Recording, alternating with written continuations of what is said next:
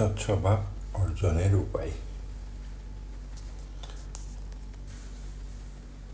হৃদয় সমুদয় বৃত্তি বা শক্তিসমূহ মোটামুটি 4টি ভাগে বিভক্ত করা হইতে পারে, যথা জ্ঞান শক্তি, ক্রোধ বা শাসন ক্ষমতা, কামশক্তি বা লোভ লালসা। এই 3 শক্তিকে মধ্যম পন্থায় অর্থাৎ সমীচীন বা সামঞ্জস্যপূর্ণ রাখিবার বিচার শক্তি। জ্ঞানকে এই স্থানে তীক্ষ্ণ বুদ্ধি অর্থে গ্রহণ করা হইল। এই শক্তি পূর্ণভাবে বিকাশপ্রাপ্ত ও স্ফূর্ত হইলে লোকের কথোপকথনের মধ্যে কোনটি সত্য কোনটি মিথ্যা উপলব্ধি করা যায়। কাজকর্মের মধ্যে কোনটি ভালো তারতম্য করিয়া লওয়া যায় এবং ধর্মবিশ্বাসের মধ্যে কোনটি সত্য কোনটি অসত্য নিরূপণ করা যায়।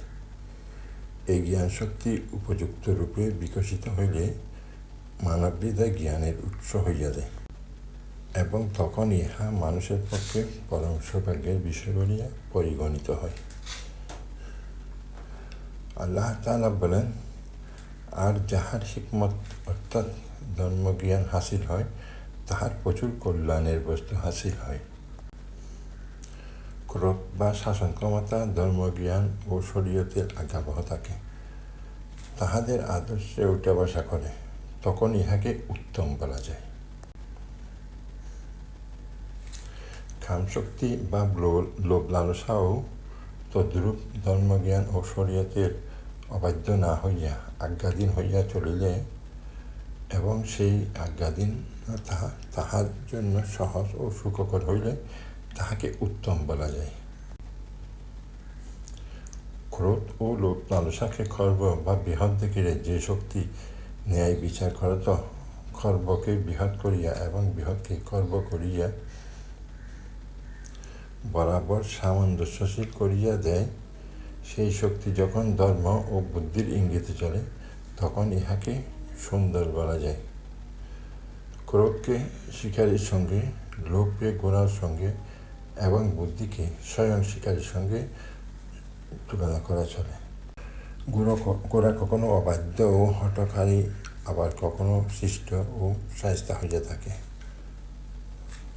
শিকারী কুকুরও কখনো কখনো আজ্ঞানুবর্তী হইয়া থাকে, কখনো কখনো আবার বিগড়াইয়া যায়। ঘোড়াটি বেশ শিষ্ট ও কুকুরটি আজ্ঞাধীন না হইলে শিকারী শিকার ধরিবার কোনো আশা করিতে পারেন না, বরং ইহাতে শিকারীর প্রাণ হারাইবার আশঙ্কা থাকে। অবাধ্য ঘোড়া শিকারীকে পৃষ্ঠ হইতে ফেলিয়া দিয়া এবং কুকুর বিগড়াইয়া দিয়া স্বীয় প্রভুকে কামড়াইয়া মারিয়া ফেলিতে পারে। ক্রোধ ও লোভকে বুদ্ধি ও ধর্মের আজ্ঞাবহ করিয়া রাখাই বিচার শক্তির কাজ। বিচার শক্তি কখনো কখনো লোভকে ক্রোধের উপর চাপাইয়া দিয়া ক্রোধের অবাধ্যতা খর্ব করিয়া দেয়, আবার কখনো কখনো লোভের কামনাকে খর্ব করার নিমিত্তে তাহার উপর ক্রোধকে দণ্ডধারী রূপে নিয়োজিত করিয়া ইহাকে অনুগত্য স্বীকারে বাধ্য করে। এই 4 প্রকার শক্তি বা বৃত্তির সমান অনুপাতে বিকশিত হইয়া নিজ নিজ কার্য ঠিকভাবে সুসম্পন্ন করিলেই সৎস্বভাব পূর্ণতা লাভ করে। ইহাদের 2-1টি শক্তি বা বৃত্তি উত্তম হইলে স্বভাবকে সুন্দর বলা যায় না। যেমন কোনো ব্যক্তির ওষ্ঠ সুন্দর কিন্তু চক্ষু কদাকার, অথবা চক্ষু সুন্দর কিন্তু নাসিকা কদাকার হইলে তাহাকে সর্বাঙ্গ সুন্দর বলা চলে না।